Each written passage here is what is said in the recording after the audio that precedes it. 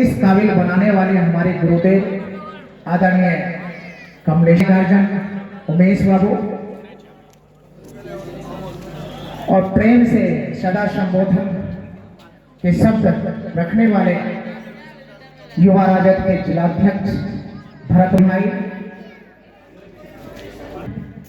यहाँ के बड़े बुजुर्ग और डीएवी पब्लिक स्कूल के सभी सांस्कृतिक कार्यक्रम को प्रस्तुत करने वाले प्रतिभागी छात्रों, आपने हमें भी यहाँ आने का सौभाग्य को गौरवान्वित महसूस करता हूँ, क्योंकि इस पावन धरती पर मुझे पता नहीं कि इसकी विरासत क्या रही है, लेकिन जब मैंने होश संभाला तब से तो जानता ही हूँ बैजनाथपुर की धरती को, और आदरणीय और लाखों लाख की भीड़ में दो शब्द रखने का मुझे भी मौका मिला था, इसलिए इसकी ऐतिहासिक, सांस्कृतिक और राजनीतिक महत्व को आसानी से समझा जा सकता है। इस मेला में जो लगभग 10 दिनों तक चलेगा, जैसा कि मुझे भी जानकारी मिली है सरपंच साहब के द्वारा कि बहुत ही ज्यादा भीड़, समरसता और सद्भाव का माहौल बना रहता है। मैं ऐसे ही सद्भाव, समरसता और समावेश की कामना कि अपनी विरासत को, सांस्कृतिक धरोहर को, बड़े बुजुर्गों के संस्कार को आप भी कंटिन्यू रखें। सभी पत्रकार महोदय को दिल से धन्यवाद करते हुए, कला संस्कृति के पहले मैं इसलिए कहता हूं कि आदरणीय उमेश बाबू इस मंच के एक समय, एक जमाने के मंजे हुए कलाकार थे, और हमारे पूज्य पिताजी के निर्देशन में यहाँ के बहुत सारे ऐसे इस मंच से जुड़े हुए लोग हैं जो आज भी उनमें ऐसा जज्बा है कि ऐसे आयोजन में अपनी उपस्थिति देकर हम सबों का उत्साह बढ़ाते रहते रहे हैं। मैं आग्रह करता हूं आदरणीय उमेश बाबू से कि वो दो शब्द रखें और इसके बाद हम आप कार्तिक पूर्णिमा मेला के शुभारंभ के शुभ अवसर पर उपस्थित हमारे लोकप्रिय एमएलसी आदरणीय अजय कुमार सिंह जी, मंचासीन पूर्व विधायक, मैसी विधानसभा के राजद के उम्मीदवार रह चुके आदरणीय गौतम कृष्ण जी, मंचासीन पयामी साहब डीपीएस स्कूल के, हमारे गुरुदेव आदरणीय कमलेश्वरी बाबू और उपस्थित तमाम नेतागण, उपस्थित सज्जनों, यह मेला परंपरागत है और परंपरा से चला आ रहा है और उस परंपरा को हम लोग निर्वाह कर रहे हैं। तो अन्य राजद के वरीय कार्यकर्ता नेतागण हैं, मैं उनसे क्षमा चाहते हुए अगले कार्यक्रम में मौका मिलेगा तो आपसे जरूर सेवा लेंगे। और अब मैं आग्रह करता हूं सर्वसुलभ नेता, मैं सर्वसुलभ इसलिए कहता हूं कि कोसी क्षेत्र के एक ऐसे नेता हैं अजय बाबू, जिन्हें आप जब भी फोन करें तो ये डायरेक्ट मिलते हैं।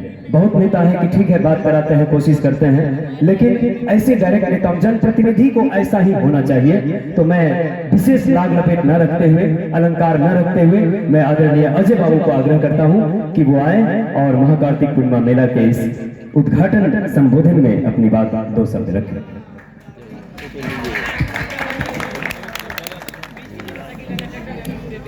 बैजनाथपुर की इस पावन धरती पर मैं आप सभी सुधीजनों का हार्दिक अभिनंदन करता हूं। आज इस मंच पर उपस्थित हैं परम आदरणीय कमलेश्वरी बाबू, जो मेरे पिता तुल्य हैं, आदरणीय बड़े भाई सरपंच साहब, आदरणीय बड़े भाई उमेश बाबू, और हमारे प्रिय छोटे भाई जुझारू, कर्मठ और कोसी के एक अनमोल रत्न के रूप में मैं इनको हमेशा सम्मान देने और जगह देने का काम करता हूं। और भले ही मैं एमएलसी हो गया हूं, लेकिन मैं अपने दिल से गौतम कृष्ण जी को हमेशा विधायक मानता हूँ। ये जीत कर भी हरा दिए गए थे और इनमें वो तमाम गुण हैं जो एक अच्छे नेता में होने चाहिए। तो हम लोग सौभाग्यशाली हैं कि लोग हमारे बीच में संघर्षरत हैं। इस कार्यक्रम में उपस्थित हमारे यादव जी, गजेंद्र बाबू उर्फ बीडीओ साहब, अजीत जी सहित मैं तमाम लोगों का हार्दिक आभार व्यक्त करता हूं कि आप लोगों ने मुझे यहां बोलने का मौका दिया।